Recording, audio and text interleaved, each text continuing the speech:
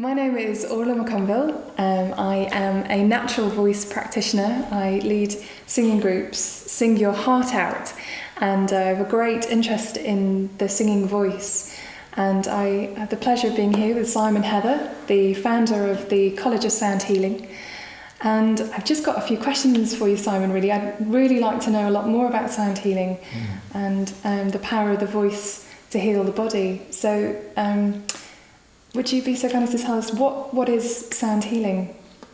Well, sound healing is something which has been used for thousands of years, and it's really the use of sound and music and voice for bringing somebody back into balance, for healing illness, or for general relaxation.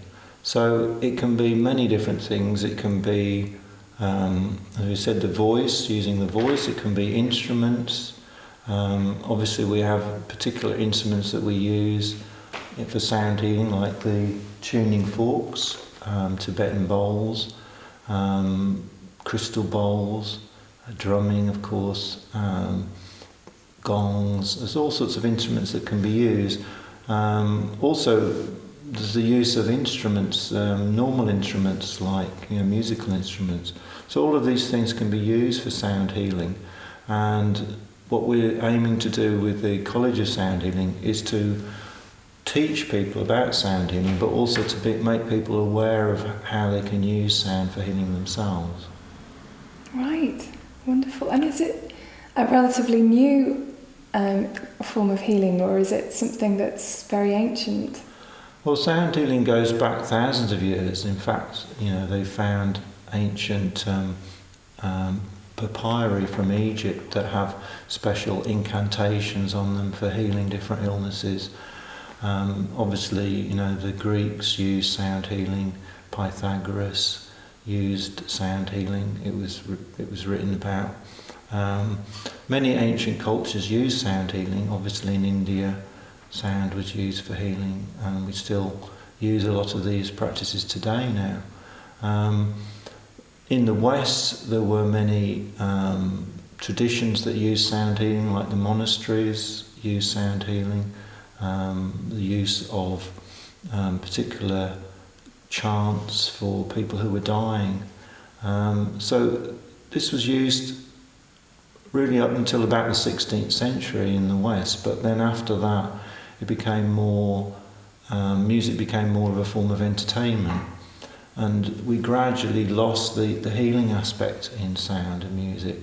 And one of the purposes of the college really is to bring that back, bring that awareness back. But it really is probably one of the oldest forms of healing known to man. Probably if we go back far enough, the most ancient cultures would have used drumming and the voice. And I think the first instruments that have been discovered are flutes made out of bone that are about 35,000 years old. Wow. And I know that when I'm singing, I feel incredible, and it's extremely healing for me, and especially when singing with others as well. But sound healing is more than that, isn't it? It's more than just singing a song.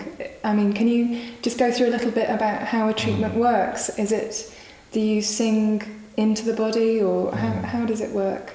Well, if we think about the body in terms of its actual energetic structure, so the body's made up of different organs and the cells, the bones.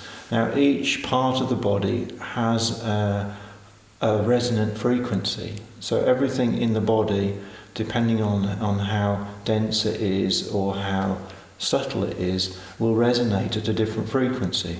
So obviously the bones are the most solid part of the body, and they will actually resonate at a lower frequency. So if you make a low pitched sound, that will actually resonate in the bones. Now they've actually proved this now by using what's called infrasound, which is very low frequency sound, and that is actually being used now in sports medicine to heal fractures in bones and also to heal torn muscles. And they've actually done this research on animals, and they found that the low frequency sound will actually grow stronger bones. So they're now looking at using it as a form of healing for osteoporosis.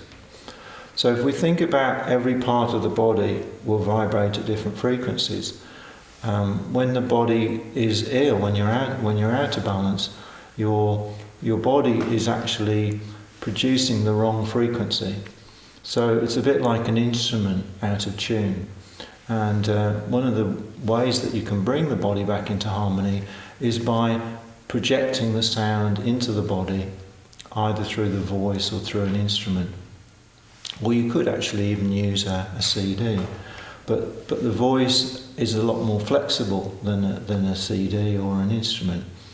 So by actually toning a sound into the body will respond to that sound and come back into balance. Now, we all know how the principle of resonance works, which I can demonstrate with a tuning fork. So if we strike a tuning fork and we put it on something that's solid,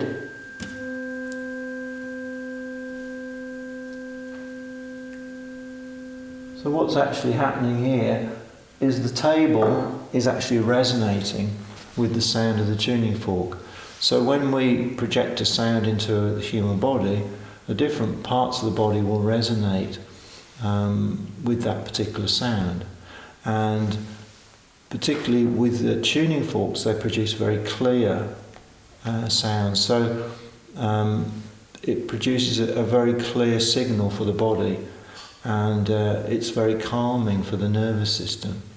So these tuning forks were specially developed by an American man, and they're specifically designed for healing because they produce these very pure sounds.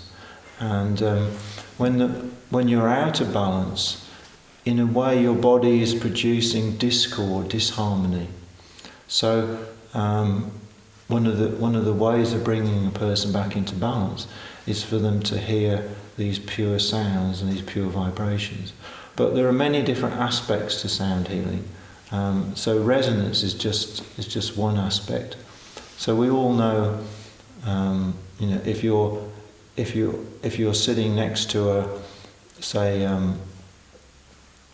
a large truck or something like that, how that low frequency will vibrate your body. So if you think about your body is made up of probably 70% water, so sound travels very, very easily through the body. So when you're singing, going back to the singing, when you're singing, you're actually resonating your own body. And scientists have actually proved now that each cell in the body is actually producing a sound. And cancer cells will produce a different sound to healthy cells. So when you're singing, you're actually producing a positive vibration in your body. And scientists have actually now proven that when you sing, it produces positive chemical changes in the body.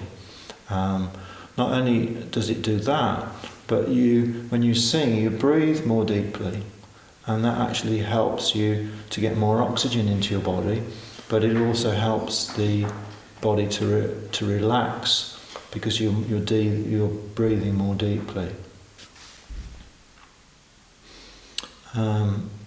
So there's a whole range of benefits from using your voice, from singing, from chanting, and we'll talk about that later, shall we?